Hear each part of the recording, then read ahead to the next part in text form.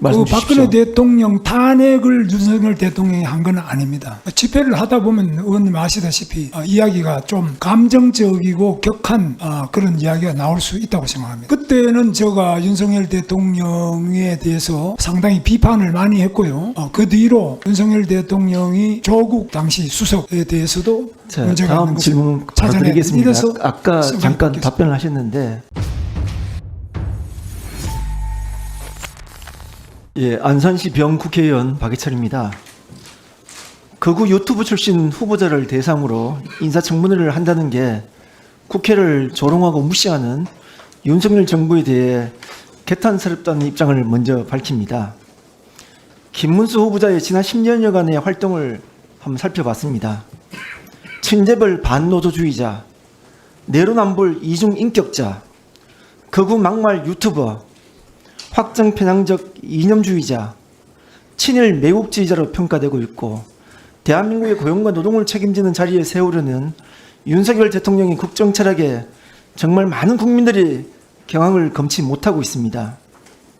윤석열 대통령은 후보 시절부터 지금까지 줄곧 노동조합을 적대시하면서 노동개혁 운운하며 온갖 노동 탄압을 일삼았는데 이제는 극우 유튜브 출신을 자신의 아바타로 세운 것에 대해서 국민들은 분노하고 있습니다. 후보자의 국무위원 부적격 사유 중 가장 심각한 것을 말씀드리겠습니다. 화면 띄워주십시오. 예.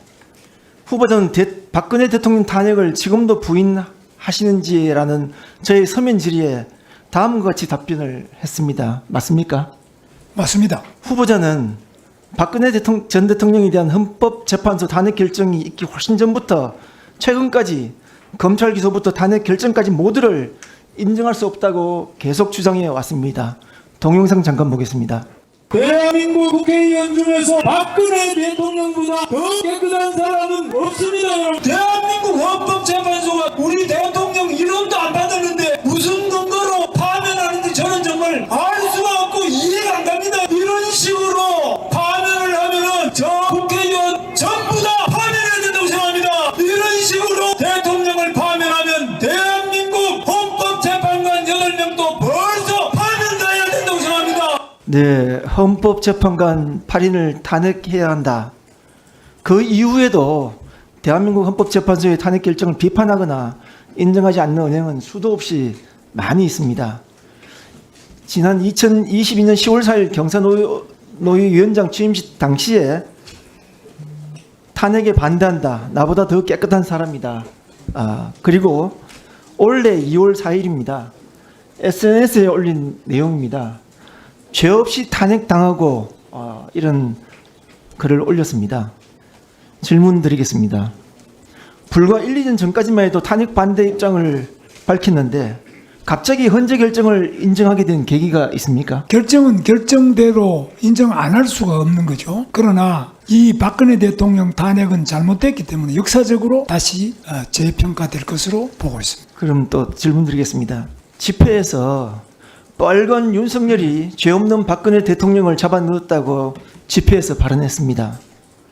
그 입장 지금도 변함이 없는지 말씀 주십시오. 박근혜 대통령 탄핵을 윤석열 대통령이 한 건 아닙니다. 그때 집회 발언이 뻘건, 여기서만 뻘건은 공산주의자를 지칭하는 겁니다. 뻘건 윤석열이 죄 없는 박근혜 대통령을 잡아 넣었다고 집회에서 발언하셨습니다. 집회를 하다 보면 의원님 아시다시피 이야기가 좀 감정적이고 격한 그런 이야기가 나올 수 있다고 생각합니다. 그러면 감정적인 내용이고 전혀 그렇지는 않았다고 보면 됩니까? 그때는 제가 윤석열 대통령에 대해서 상당히 비판을 많이 했고요. 그 뒤로 윤석열 대통령이 조국 당시 수석에 대해서도 자, 문제가 있는 다음 것을 질문 바로 찾아내야 드리겠습니다. 이래서 아까 잠깐 생각했겠습니다. 답변을 하셨는데 서면 답변 두 번째 내용입니다. 역사적으로 재평가라는 의미가 어떤 의미입니까? 제가 이제 박근혜 대통령하고는 우리가 같은 학년에 나이도 같고 같이 쭉 살았기 때문에 그분이 뇌물죄로 구속된다면 저도 뇌물죄죠. 그분은 정말 뇌물줘도 예, 뇌물도 알지도 알겠습니다. 못하고 받을 사람도 아닙니다. 알겠습니다. 제가 서면 질의에 대한 답변 두 문장이 시사하는 바가 아주 큽니다. 10년간 수도 없이 태극기 광장에서 또 공적인 자리에서 SNS 통해서 박근혜 전 대통령이 탄핵 무효를 주장하고 대한민국 헌법과 헌정 질서를 부인해 왔습니다. 그런데 고용노동부 장관 후보자로 지명되니까 갑자기 입장을 바꿨습니다. 그렇지만 내면 깊숙이 자리 잡은 그 신념은 하루아침에 바뀌지 않기 때문에 역사가 재평가할 것이라고 그렇게 답변을 남긴 것 같습니다. 지금 후보자가 얘기하는 박근혜 전 대통령 탄핵의 주된 이유는 돈을 받고 안 받고 이런 문제가 아닙니다. 제가 헌법재판소 결정문에 내용이 나와 있습니다.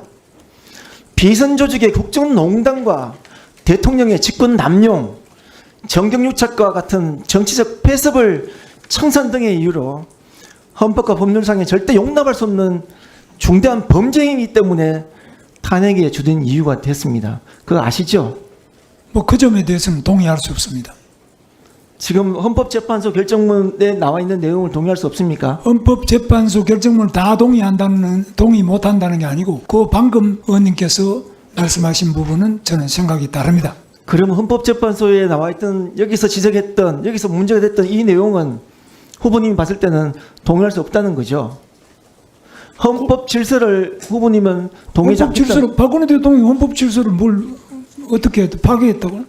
아니요, 여기에 헌법재판소에서 결정한 탄핵의 주된 사유를 제가 아까 말씀을 드렸잖아요. 그래갖고 자, 다시 한번 말씀드리겠습니다. 예.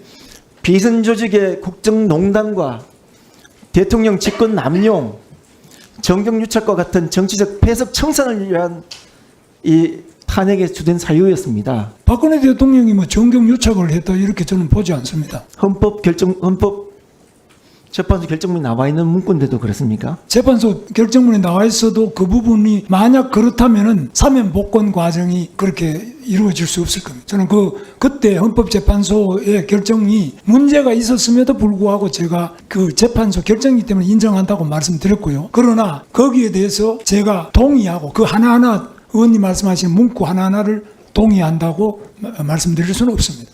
네, 정리하시죠. 예. 1분 안에 정리해 주십시오. 헌법재판소의 결정의 주된 사유임에도 불구하고 동의를 하지 않고 인정을 할 수 없는 그런 부분입니다.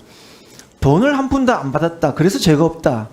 이 부분은 탄핵 결정의 본질을 호도하는 내용입니다.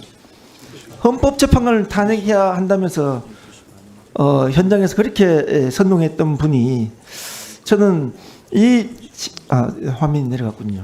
서면 질의에 대한 그 답변 내용을 보고는 참 그간의 신념이 이 서면 답변을 보고는 어떻게 이렇게 하루아침에 바뀔 수가 있는지 참 의아했습니다. 실은 의아했습니다만 결국은 의아하지 않는 걸로 결정을 내겠습니다. 혹시 지금이라도 후보 측에서 사퇴할 용의는 없으십니까? 없습니다.